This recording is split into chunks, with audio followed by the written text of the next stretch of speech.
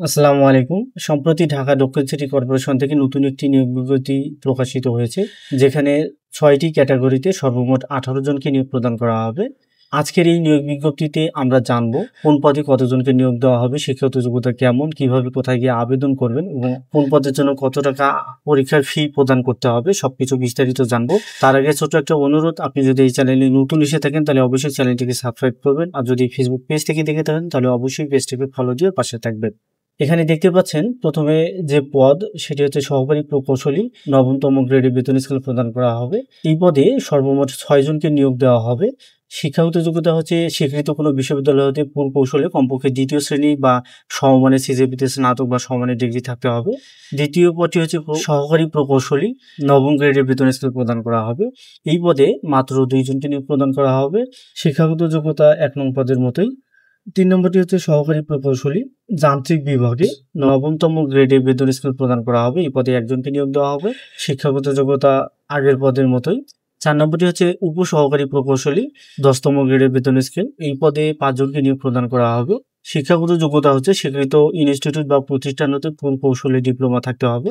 ৫ নম্বরটি হচ্ছে উপসহকারী প্রকৌশলী, যান্ত্রিক বিভাগে, ১০তম গ্রেডের বেতন স্কেল। এই পদে ১ জনকে নিয়োগ দেওয়া হবে। শিক্ষাগত যোগ্যতা হচ্ছে স্বীকৃত ইনস্টিটিউট বা প্রতিষ্ঠান হতে যান্ত্রিক, পাওয়ার বা অটোমোবাইল প্রকৌশলী ডিপ্লোমা থাকতে হবে। ৬ নম্বরটি হচ্ছে উপসহকারী প্রকৌশলী, বিদ্যুৎ বিভাগে। এই পদে ৯তম গ্রেডের বেতন স্কেল প্রদান করা হবে।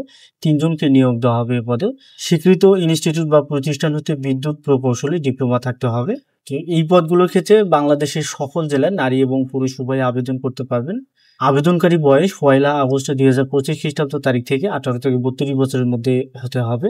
মৌখিক পরীক্ষার সময় সকল সনদপত্রের মূল কপি প্রদর্শন করতে হবে অবশ্যই, এবং অনলাইনে পূরণকৃত আবেদনপত্রের একটি প্রিন্ট কপি সহ সকল শিক্ষাগত যোগ্যতা সনদের সত্যায়িত অনুলিপি, পাসপোর্ট সাইজের ৪ কপি ছবি, জাতীয় পরিচয়পত্র বা জন্ম সনদ, নাগরিকত্ব সনদ বা চারিত্রিক সনদপত্রের সত্যায়িত অনুলিপি অবশ্যই প্রদর্শন করতে হবে। পরীক্ষায় অংশগ্রহণের ইচ্ছুক প্রার্থীগণ dscc.teletalk.com ওয়েবসাইটে গিয়ে সরাসরি আবেদনপত্র পূরণ করতে পারবেন, এবং আবেদনপত্রের বিস্তারিত নিয়মাবলী এই ওয়েবসাইট এবং www.dsc.gov.bd ওয়েবসাইটে পেয়ে যাবেন।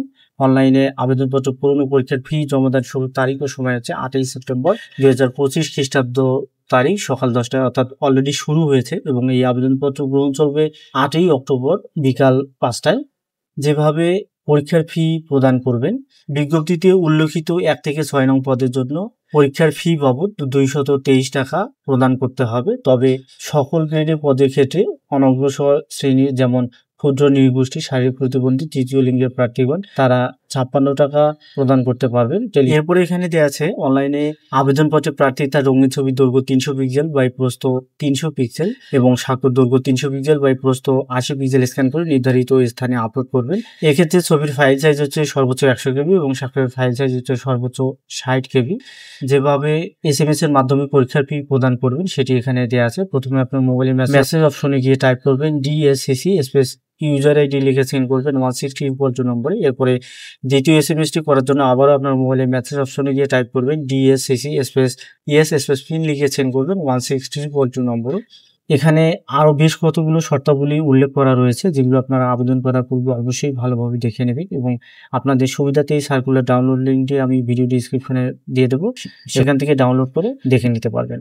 এই ছিল আজকের মতো। দেখা হবে আবার নতুন কোনো নিয়োগ বিজ্ঞপ্তির ভিডিওতে। সেই পর্যন্ত ভালো থাকবেন, সুস্থ থাকবেন। আসসালামু আলাইকুম।